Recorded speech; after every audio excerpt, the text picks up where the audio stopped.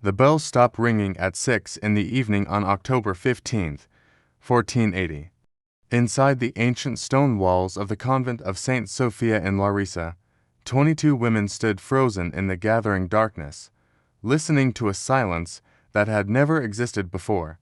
This wasn't the peaceful quiet that called them to evening prayer.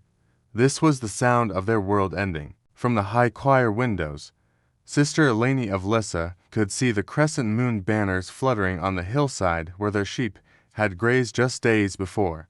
Thick black smoke rose from the valley below, carrying the smell of burning wood and scorched metal on the wind. Her hands trembled as she clutched the silver crucifix that had belonged to her grandmother. Her knees weakened during prayer. Her voice cracked as she tried to sing the familiar psalms. What consumed her wasn't simple fear, it was certainty. The terrible, bone-deep certainty that they wouldn't die quickly as martyrs, but would live long enough to become ghosts. The abbess had seen this before. She had watched 3 other convents fall across the region, and she knew the Ottoman method with chilling clarity. What terrified her most wasn't the violence itself, but the silence that would follow. The slow, methodical erasure, the kind of disappearance that left no trace, as if they had never drawn breath at all. To the empire advancing toward them, these women weren't enemies worth fighting. They were simply a problem to be resolved with administrative efficiency. This is the story of 22 women who chose to sing hymns in out darkness rather than surrender their faith, and of an empire that failed precisely where it prided itself most on breaking the spirits of those who refused to break. To understand how they reached that terrible night, we must return to 1453, when Constantinople fell and the last Byzantine emperor died with the sword in his hand upon the walls of his ancient city. The convent of St. Sophia had been founded in 1380, when the Byzantine world still dreamed it might restore its faded glory. The sisters called themselves the last guardians, keepers of sacred relics, illuminated manuscripts, and icons dating back to the earliest centuries of Christianity. Eleni had arrived at age 16, not from devotion, but from desperation and survival. Her entire family had been slaughtered during an Ottoman raid in 1454, and she found refuge behind limestone walls that seemed eternal. There she learned classical Greek, Coptic, and Latin. She became a master copyist whose handwriting was so precise that Venetian merchants traveled from Crete specifically to commission New Testament manuscripts from her hand. Over the years, Eleni became the living memory of the convent. She knew where every relic lay hidden, the contents of every manuscript, the story behind every stone. The younger sisters revered her not just for her wisdom, but for something deeper and more unsettling. Her eerie ability to read the signs of imperial movements. She had learned to interpret the tone of tax collectors' voices, the way soldiers stared at icons during inspections, the quality of silence that preceded deportations. In the years leading to 1480, the sisters survived by making themselves invisible. They paid the Christian tax, the jizya, offering portions of their harvest and woven goods. They learned phrases in Ottoman and Turkish. They kept their bells quiet and their processions modest. Eleni believed invisibility would protect them. She was catastrophically wrong. To the empire, invisibility wasn't protection at all. It was an invitation to experiment with new methods of control. The attack came with chilling precision and the cold bureaucratic efficiency that defined Ottoman administration. There were no chaotic raids, no screaming soldiers, no flames. Instead, soldiers arrived accompanied by scribes, translators, and officials carrying ledgers instead of torches. They weren't there to destroy, they were there to catalog human assets. Sister Magdalena, barely 18 years old, was the first to understand what was happening. The soldiers weren't treating them as enemies or even as people. They were processing them as property, dividing the sisters by age, recording their health, noting their skills. Who could read? Who could embroider? Who knew medicinal herbs? They measured them, weighed them, cataloged them exactly like precious fabrics in a merchant's inventory. In the meticulous imperial notes, they were listed simply as 22 consecrated virgins of educational value. Their destination had already been decided: the underground chambers of Topkapi Palace in Constantinople, where they would become part of a state-sanctioned experiment in breaking religious resistance that had been tested in other conquered territories. What the Ottoman Empire was about to attempt with these women would prove far more terrifying than any execution, because they were about to discover that some fates truly are worse than death itself. The 7-day march to the port of Volos was conducted in absolute silence. The sisters walked in ankle chains, guarded by soldiers under strict orders to keep them alive, fed, but completely silent. Not a single word passed between captor and captive. The soldiers treated them as if they were already ghosts, as if they had already ceased to exist as human beings. But the sisters found their own form of resistance. At night when the guards slept, they whispered psalms so quietly their voices barely rose above breath. Sister Damaris, once the convent's choir leader, guided these murmured prayers that kept the flame of their identity burning. They had realized something truly terrible. The empire didn't want their deaths. It wanted their complete erasure from existence. The ship to Constantinople was a merchant vessel carrying spices, silk, and human cargo. The sisters were crammed into the lowest hold alongside women from other conquered Christian lands.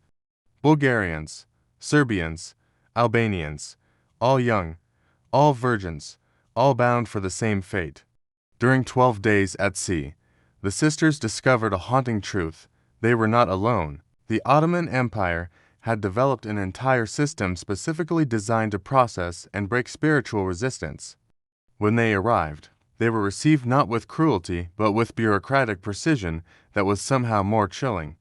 They were taken to marble chambers beneath Topkapi's second courtyard, rooms once used to store imperial treasures.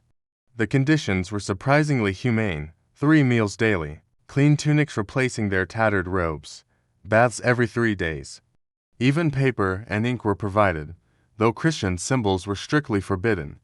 It was all meticulously calculated to prove the empire was merciful, not cruel. On the 5th day, a high official arrived with a translator and an imam. His offer sounded like a business proposal rather than a spiritual ultimatum. If the sisters converted to Islam, they would be freed immediately. Each would receive 500 gold dinars as a dowry and a home in Constantinople. They could marry prosperous merchants and live in comfort. As abbess, Sister Eleni spoke for them all. Her reply was a long, unwavering silence. Then, with a voice so calm it unsettled even the officials, she said in Greek, "We are the brides of Christ. We are already married." The translator relayed her words. The official simply nodded, took notes, and left without anger or threats. Only one line was added to the imperial record: refuse voluntary conversion, proceed to Phase 2. Phase 2 began that night, and it was more terrible than torture. The guards simply stopped acknowledging their existence. Meals arrived without explanation, questions went unanswered. They were being erased not through pain, but through indifference. For women who had lived their entire lives in song and communal prayer, this enforced silence was the cruelest torture imaginable. But they transformed their cell into a secret church. Without crucifixes, icons, or bells, the Sisters of Saint Sophia built the smallest cathedral in the world, hidden beneath Ottoman marble. Magdalena, who had memorized the entire New Testament, became their living scripture. Damaris led silent hymns through subtle gestures. Eleni whispered masses that lasted for hours. With their fingernails, they carved tiny crosses into the marble joints, so small the guards never noticed, but large enough for the sisters to know they stood on holy ground. They developed a code. A touch on the shoulder meant Kyrie eleison. 2 quick blinks meant Gloria in excelsis. Their own bodies became the temple that had been stolen from them. That winter, Sister Magdalena began to write. Without paper, she tore strips from her tunic. For ink, she mixed stamp oil with drops of her own blood drawn from shallow cuts on her fingertips. On these scraps she wrote gospel fragments, childhood hymns, and prayers composed in captivity. It wasn't a diary. It was a testament, proof that they had existed, that they had endured, that they had not bowed. When guards discovered these writings during a December inspection, they brought them to the Grand Vizier's office. The official examined the blood-stained cloth with growing alarm. These women weren't just resisting, they were documenting the empire's failure. That could not be allowed. The next phase began with quiet absences. One morning Sister Agatha was gone. Then Sister Clara disappeared. Then Sister Theodora. Each disappearance was explained with administrative lies about medical transfers and new quarters.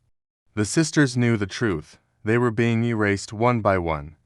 But each loss only strengthened them. Each vanished sister became a saint in their secret liturgy. They whispered names in night prayers and carved initials beside the tiny crosses on marble walls. In January 1481, a new sultan rose to power. One of his first acts was purging the palace of what he called unproductive elements. A final report was drawn up. 8 surviving subjects, unconvertible, classified as irrecoverable. The order was signed. The records were sealed. What happened afterward was darker than any public execution. The sisters weren't killed, they were deleted. In archives that recorded everything from spice weights to camel inventories, the entry simply read, "Irrecoverable elements removed, process closed." No death dates, no burial records, no documentation of how or when they vanished. But marble remembers what ink forgets.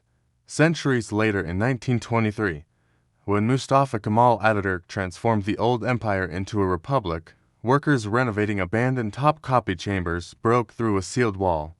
On marble surfaces they found dozens of small crosses carved by human fingernails. On the floor lay tattered linen scraps covered in faded Greek letters.